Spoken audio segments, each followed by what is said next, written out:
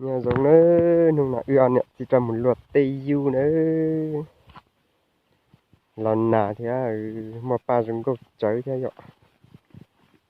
chả ba nào giống có thể tiêu này tết chỉ có mua tết chỉ mình được kéo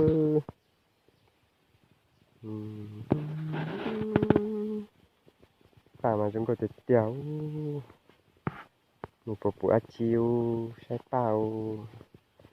toàn được kinh gọn bàn gọn rồi nữa nên có thể tiêu đi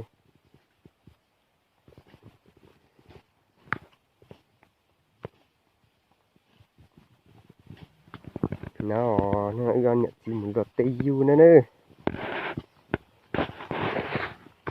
bao nhiêu muốn đi bao nhiêu muốn luôn đi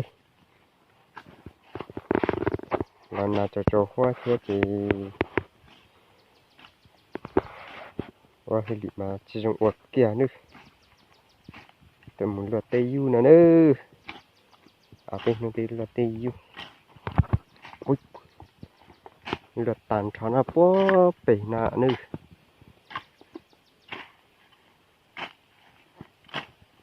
luật tây du chỉ lùa đi nó xưa chỉ cho máy thôi chỉ cho thịt chuẩn đến đế vào nó tôi lùa nữa đi mà cứ tiệt tiệt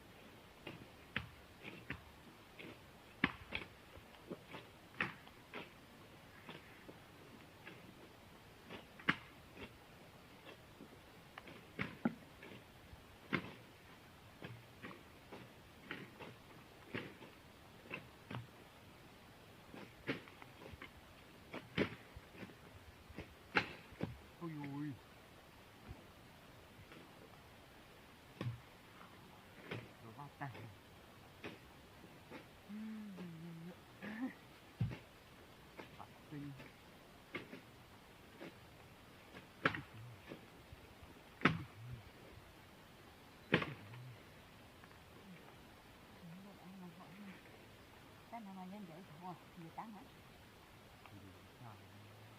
Thôi dụ. Ở đây như vậy, anh thấy rõ. À, Rồi dụ, dần dần